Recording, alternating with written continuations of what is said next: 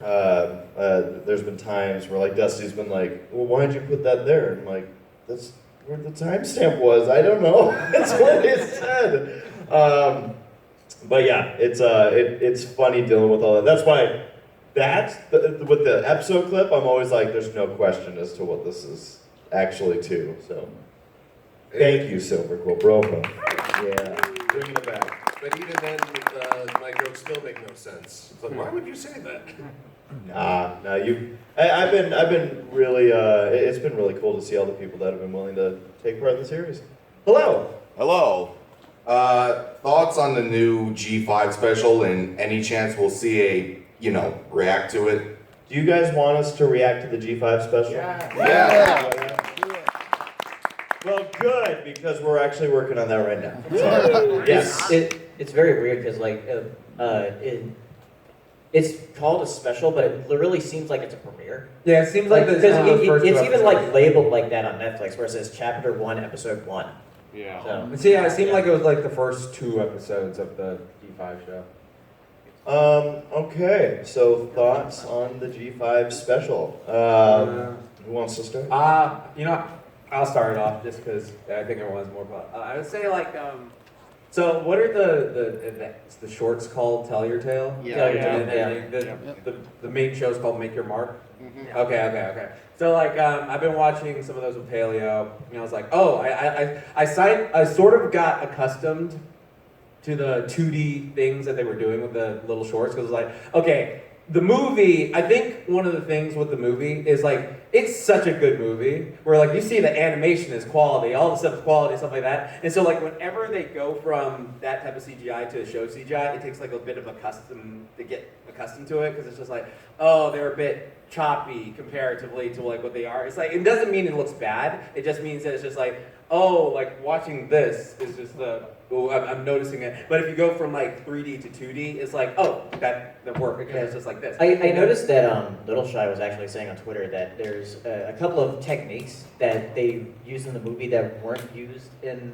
the show. Oh yeah. Like certain emotion blurring moments, to where it looks kind of choppy if that blur is not there. Oh, so it's just not rendered like that. Oh, that makes sense. Okay. It almost sounds like the rendering itself was the issue. This reminds me of the 2017 movie when we all saw the trailer and we're like, it looks weird. Something's not right. It's so dark. Yeah. It was like, what did they do? Mm-hmm. And then you saw the movie and you're like, oh, it's fine. No, it's true. The movie was fine. I think overall the special was just kind of, it was okay. I wouldn't say it was great, but okay. So for example, if I compare the special to the first 2 episodes of G4 those just grabbed me right away. I like the aesthetic, I like the characters, all that stuff, and I was like, oh, this just grabbed me.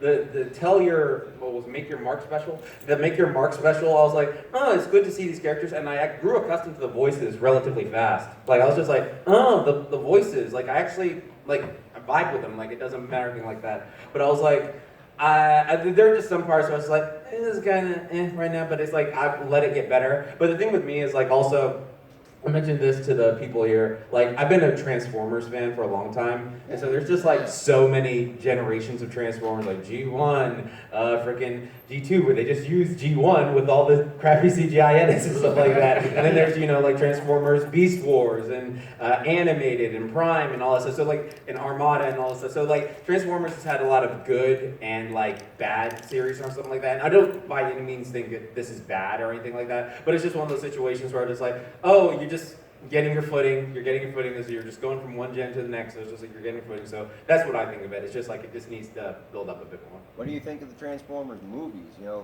live action ones? I like the Bumblebee, and I like the 2007. I actually rewatched the 2007 movie recently just because it was on, and I was like, I actually don't mind this. The second, third, and fourth, I don't care for those ones, but I like the first one. I like the 80s movie a lot with Unicron and Galvatron and all that stuff. That movie had me bawling as a kid. Oh, yeah. They're fantastic. So, can't you like that? You said what? They're fantastic, though. Can't you like that? Okay. So, I'm sarcastic.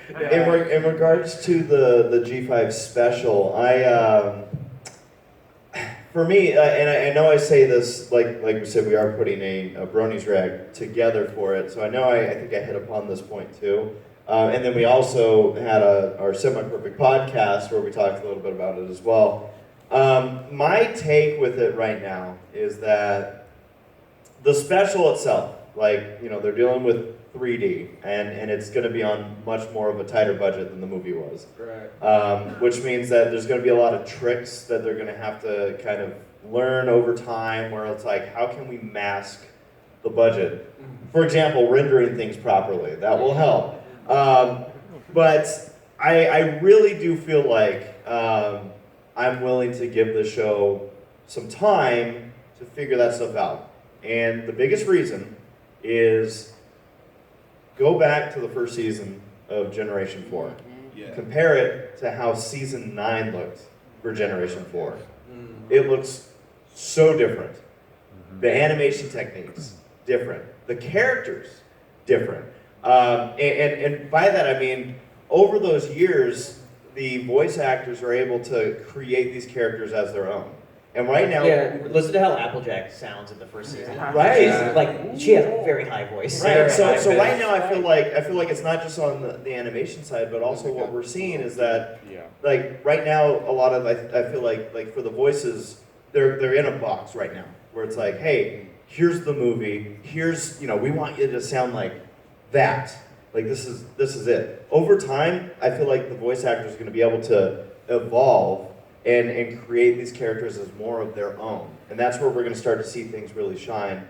And so yeah, and you know, hopefully within this first season of episodes is where we start to see both with the animation, where it starts to also kind of clean up.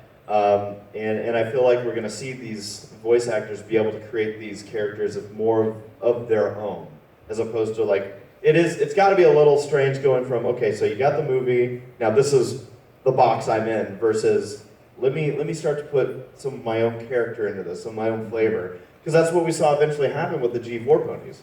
Again, with how different Applejack was and how she evolved over time.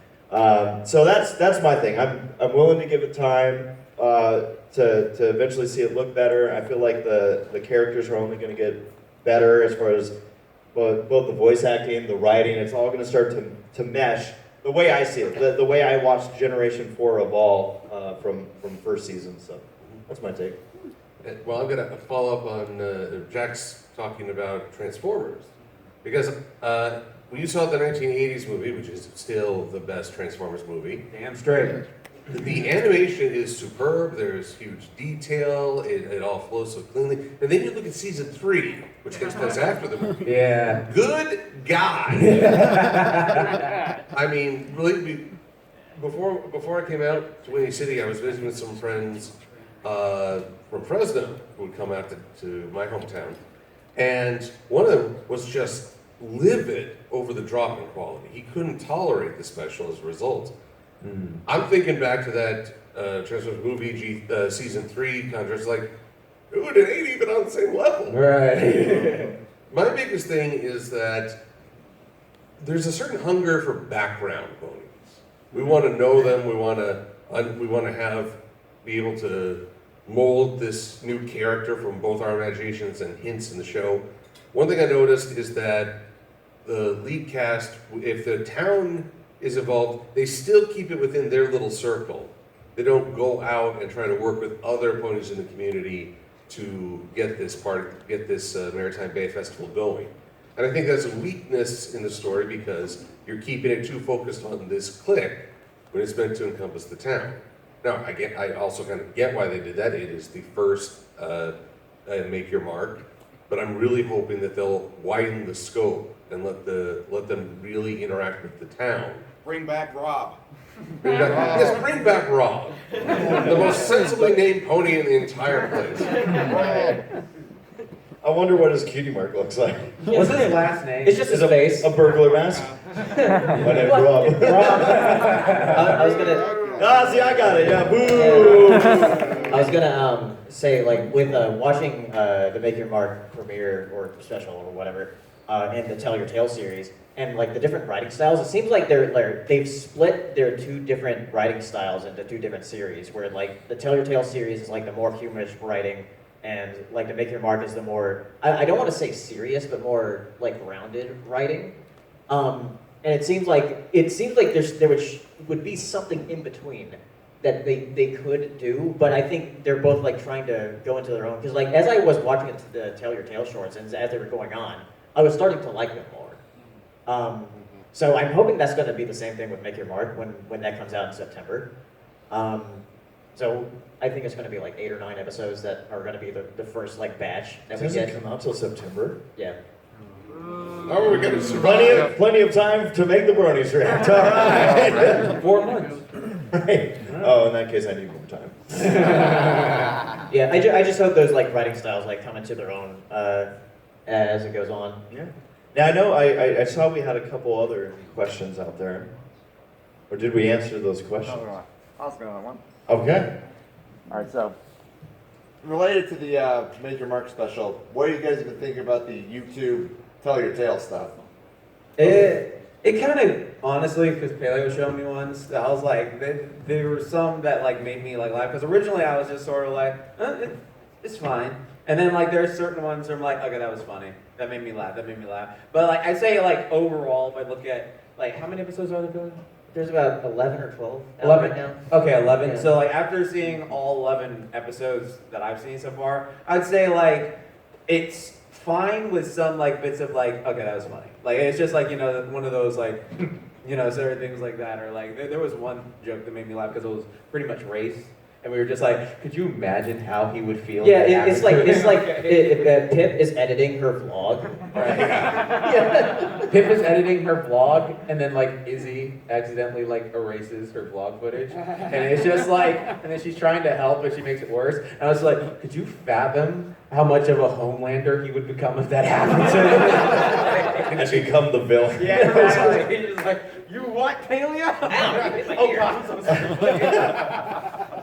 I see what you're saying. He's gonna. Well, now that we busted one eardrum, yeah, all weekend you guys have been going on about like you're Homelander or whatever. No, because okay, so for people who've seen The Boys, Boys at a My Little Pony convention, wow, it's crazy. There was this, we just the first 3 episodes of it dropped, and me and Paleo like watched them together, and then we just realized Homelander and Race have these certain expressions where it's just like, hey, what you eating there, Val? I guess.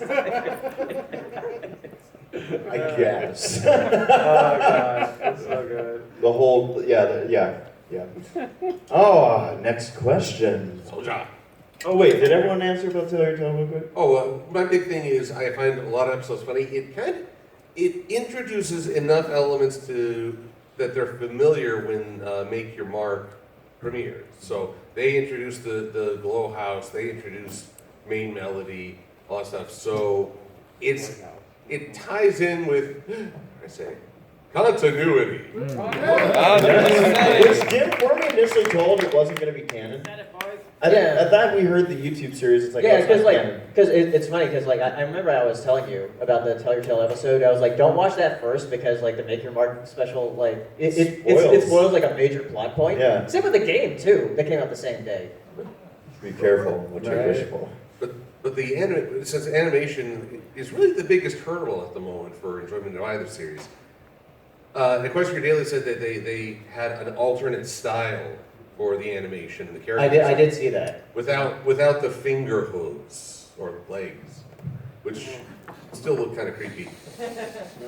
I would say it's very clear that Tell Your Tale is done on a budget, and they are taking shortcuts with the designs to make it easy to animate and get a lot done in a very short amount of time. It's like, the shape of the face and then the mouth just moves, whereas in G4, they had all these vectors of the mouth moving and taking different poses.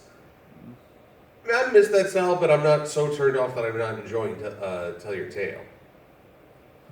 But if I ever get to drawing comics for G5, I'm probably going to just update the G4. Yeah, updates. It seems like a lot of people are also doing it. Was like because after the movie came out, a lot of people were like drawing the ponies in the G4 style. Yeah, I made a joke to them earlier. I was like saying like, what if it pulls like a really mega like American Dragon Jake Long, where they're just like after that season 1 of CGI, they're just like, let's just change it back, let's just modify it to G4 stuff again, but this, make it like that. Yeah, and real quick for me, I was just gonna say with Tell Your Tale, the nice thing is that for how short the episodes are, they feel harmless. It's like if you don't enjoy it, it's like that was 5 minutes. It's like okay, It's like even 3 minutes for most of them. yeah, Yeah, really, like it's like. my life though. But that's the thing. It's like hey, cool. It's not like you're investing like an hour into an episode and you're like, oh. So- Like Stranger Things season 4 with like 90-minute episodes every episode. You stole 5 minutes of my life. I want you there. Oh, but I just wasted them anyway. So did you have a question? I did, yes. Have any of y'all thought of cosplaying or cosplayed in the past? Well, I know one who's definitely cosplayed. Oh, yeah. Okay, and MomoCon, that's all I did was like cosplay the entire weekend. It's fun. You should tell them about your Sonic. Oh yeah, I did a nice, sexy Sonic cosplay. That was amazing. If you go on my Twitter at JacksPlay Fitness, you can like scroll down. And Oh, I see. thought that was an ugly Sonic cosplay. Oh. I still remember when he pounced on you with Spider-Man.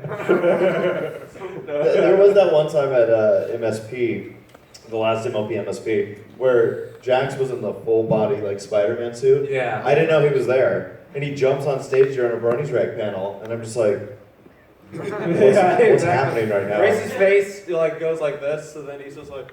I didn't know what I was like. Am I gonna get? Is this where it ends? Is this died by Spider-Man cosplay? Right. That was good. But yeah, cosplay is super fun. I think like the only annoying thing about it is sometimes like depending on the suit is like this is either really hot or I don't know how to use the bathroom in this thing. And it's just like I have to readjust everything like to do it. Like because I was wearing like certain ones. Like I wore like for instance if I talk about MomoCon recently, I wore a Legend of Korra one. The Korra one was fine, but after a while those little arm things she wears, they started like cutting off circulation. I was like, oh my god, how did she wear this crap? And then I was just like, that was annoying. Second day, Deku was pretty fine, but the wig was just getting everywhere. I was just like, I'm just gonna be real. I don't understand white people hair. Like I don't. It's just like you get bangs and something. I was like, how does this work? I'm just so used to having my fro, and I'm just like, what? Instead, like It's a labor of love. yeah, it really is. And then I think the last day was Sexy Sonic, and that was just like all I was really worried about was just like they can't see my junk in this, can they? Like, Oh yeah. Oh yeah. yeah. Like I put on one of those whatever cod pieces or something like that, or whatever it's called, and like hide it. That was terrible. Have you ever cosplayed? Every day. Every day I'm shuffling it. Let's see here. I put together, what is it, 11th Doctor cosplay once. Oh. That was the Matt Smith Doctor. Yes. No, counting correctly. So I had a fez, I had a sonic screwdriver, which I love to collect. And then my friends take a photo of me, but they take a toilet plunger and they hold it just off to the side. And like that damn well better be fresh out of the box. That's all I'm saying. There's a lot of trust that goes into that. There was a great deal of trust. I was like, don't you be waving that thing near my face. Have you cosplayed ever? I haven't cosplayed. I mean, you've dressed up as a shark at a convention. Oh yeah, I did. That was you, right? You're freaking cosplaying that dude from Infinity Train 4. Oh. I've never, I mean, outside of like Halloween or Halloween Reacts. You dressed as a box one I time. did dress up as a boss. I did do that. It was a painful time. Oh, but it's all right. Somebody I called hope Johnny the Ray. box is all right. Who should I cosplay as? We already Homelander. did, well, you already did Judy Hopps, so that's out. That's out. Well, Nick, you well, gotta try something. You gotta branch out. Gotta try everything. Majin. I'm not. Ice him. Did you have another question? Yeah. Now I'm drawing a blank. You lost the train of thought. Who would win question? I think I asked you this at a previous con before, but I'm gonna go again as an official, who would win. Okay. Pinky Cheese and Little Cheese versus the Animaniacs. Oh, it's Cheese like and whoever. little cheese. I think it's whoever makes the other person play the straight man in that situation. Like, because when Toon Force characters is just because even Bugs Bunny has been outmaneuvered by like that turtle when he was like racing him. It's just like, what are you talking about? Or like when that gremlin was messing with Bugs Bunny, it's like, what are you talking about? So I think it depends on who can like make the other like stress out more. So I think the Animaniacs, they typically they seem like they mess with everyone, but I feel like Pinky sometimes honestly, the thing about it, you could go Yeah, either way. because I think at the last con you asked me and Race the Sat was Ponyville? at Ciderfest, and I think because I think I went with Animaniacs, because I think they're more intense than Pinky Cheese and Little Cheese. If it's Well, I mean, does Little Cheese even have any powers? Because cheese, I feel like cheese can get. You know what? I think I agree with that because Pinky got upset with all the cheese stuff, Yeah. and so it showed that Yeah, she got with the flustered. Animaniacs, How many times have they been it's flustered? weird, huh? How many times have the Animaniacs been flustered? I don't know, because they're always the ones doing the flustering. Right. There's one time I know the Animaniacs were completely powerless. Oh, okay. It was an episode where they were at a party and they met this guy who just talked in a monotone the whole time. And Ben Stein. That's their weakness.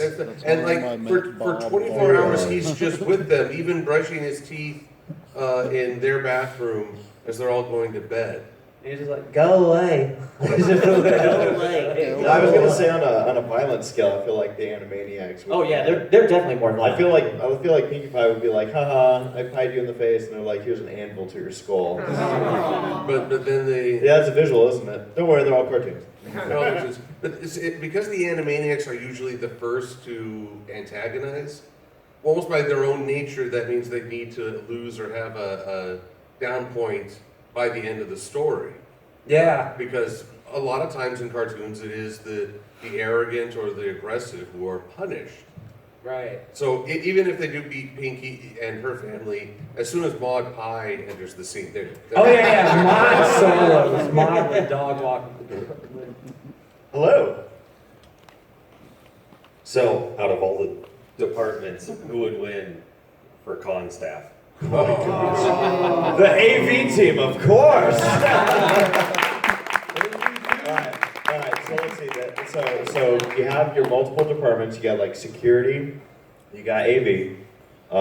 You've got, I guess you'd say, like the con heads. The chairs. The chairs. We're gonna include. Yes, there's a lot of chairs. there's in a lot here. of chairs. Very good. Final part. Boo. I never should have had them boo. Now it's backfiring. And the best laid plans of ACs and men. It's better than being quiet, as long as they're making noise. Yeah. So yeah, no, I mean, okay. So look, I feel like whether this is a fight to the death or this is just a fight of like who is like, don't mess with us because the backbone. I don't say this lightly, that without the AV team and all the fires that you guys are constantly putting out, it would cause a lot of problems. Well, they also have wires. They're like, we just have to disconnect this one thing. Right. And you're done. You're done. Oh, that was true. It was at BabsCon. The voice actress for Miss Bane, she was Ellie Ray. she was throwing glitter all around, and Oh, no. it was a lot of fun. But the glitter got into an amplifier and caused a short out. And AV had to disassemble it, get one of those air sprays, and get all it out. So I too will put my hat is always off the AV team. We would be crippled to present without them. Not to diss security or charity auction organization. All of you are so vital, but as presenters, I think we lean very heavily and trust very heavily in the AV team. And plus, if we didn't say the AV team, our mics would go mute, and then boom, the panel would be over. So. I guess I'll ban you from Discord then. Better believe it. Well, that's it. Yeah. Oh, they're coming out the walls. Don't you forget it. How did Freddy Krueger get on staff? No, but you're absolutely right. A lot of times I also work, for those that don't know, I work at racetracks as a short track stock car racing announcer. Woo! And so I do a lot of work on mic there as well. And there are a lot of folks that just don't get the credit they deserve there too. Like, we have a lot of officials that work behind the scenes. We have an AV staff at those tracks as well. A lot of stuff that's happening, security, everything that makes that event happen, that they don't get a shout out. I'm on mic, and at the end of the night, the track owner, he's also on mic, and he's like, thank you guys. And it's like, yeah, thanks. But it takes a whole team. It takes everybody. And the same thing goes for conventions. All the volunteers here, they're taking time out to put this on for us. And so whenever you see them, it's okay to say thank you. Be like, hey, I appreciate you taking the time to be helping out at this convention. So whether it's from the AV staff doing the phenomenal job that they always do, it's from security, being posted wherever they need to be, everyone from the chairs on down. These cons could not happen without volunteers, so I'm always forever thankful to all their hard work.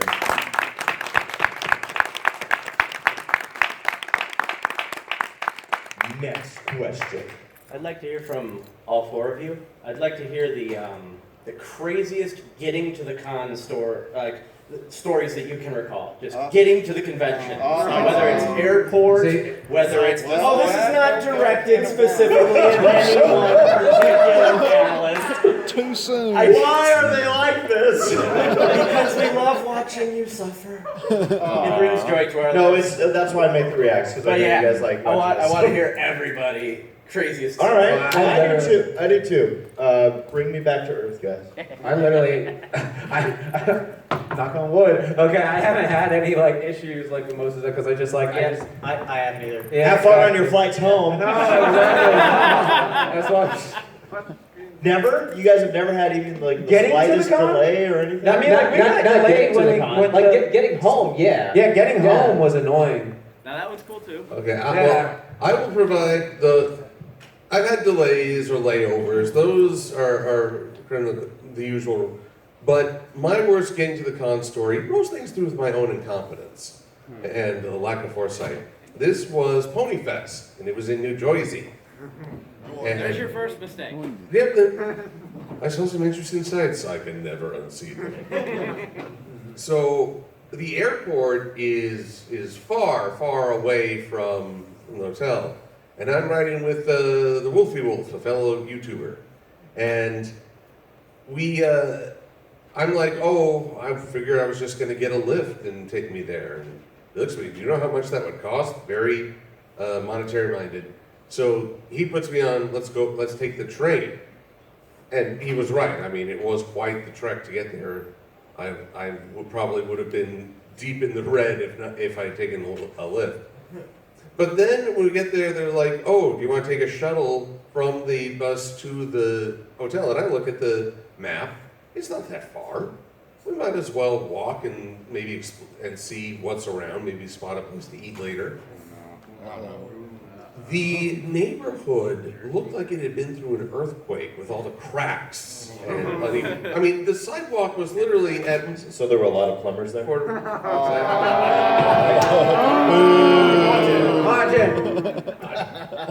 See, now you're being punished.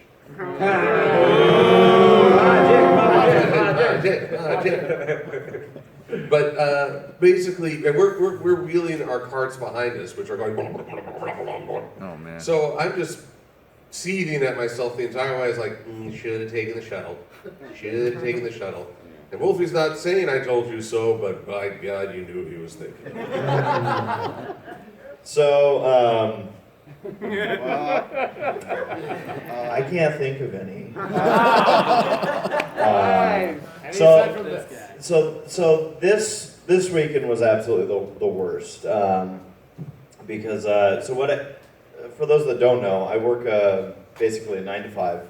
I'm a mechanical engineer, and because of a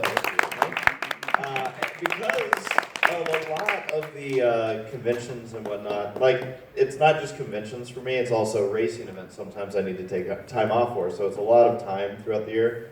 And when you work for a company, that means you have a limited amount of time off. so I always look to maximize that, which means what I typically do for these conventions is when I get off work on Thursday, that's when I fly, and it's typically a red-eye flight where I arrive Friday morning at some point, try to get as much hours of sleep for opening ceremonies, and then hit the ground running, just go. That was the plan for this weekend, and obviously, as many have heard, United Airlines ended up delaying my flight 12 hours, and which means instead of arriving here at 6 a.m., I got here at 6 p.m. and missed all of Friday. Thankfully, that's never happened before. And again, at this point, and I keep bringing this up, like I have a spreadsheet just kind of keeping track of all the cons I've been to, and I've seen this recently where people have been mentioning like on Twitter, like, oh, here's all the cons I've been to. I'm almost at number 50. Wow. Like, yeah, a lot of these conventions, and still love them, absolutely. It's always such an honor to be part of these, and in all that run, I guess it was bound to happen eventually that I was going to have something like this happen, and it did hit me. So obviously we know that story. I was going to say I did have another flight issue once, and it was getting to, I think it was, now I'm trying to remember, I was getting to Broniecon, which luckily I had planned on getting there in advance. Now I'm trying to remember what year it was. It might have been 2019. The final one? The final one, yeah, which I think we were going to arrive a day early, which really paid off. What ended up happening is I think we were flying Southwest that time, and I think it was 2018. was it 2018? Thank you. I love it when people know more about my life. Seriously, I'm like, thank you. No So problem. let's say 2018. I was gonna say 2019. I feel like it would have been like, this can't happen. 2018 is like, there'll be plenty of Ponycons. So anyways, what ended up happening is we had a connecting flight in Vegas, which shouldn't be a big deal because that's not a long flight. It's like, oh yeah, and I think I think there might have been a delay beforehand, and then we landed, and then they were like, oh yeah, we'll try to get you guys. Like I kept watching the time, and I'm like, this is gonna be really close for our connecting flight because it was not a long connection. It was like we had like 45 minutes, and when things started delaying, you start going, there goes my time, and the Southwest connecting flight we were supposed to make didn't want to wait the 10 minutes for our whole group, our whole plane, so like 30 people suddenly were stranded in Vegas. That's evil. Yeah, and I was like, oh my gosh, I was not happy. I was like, seriously? But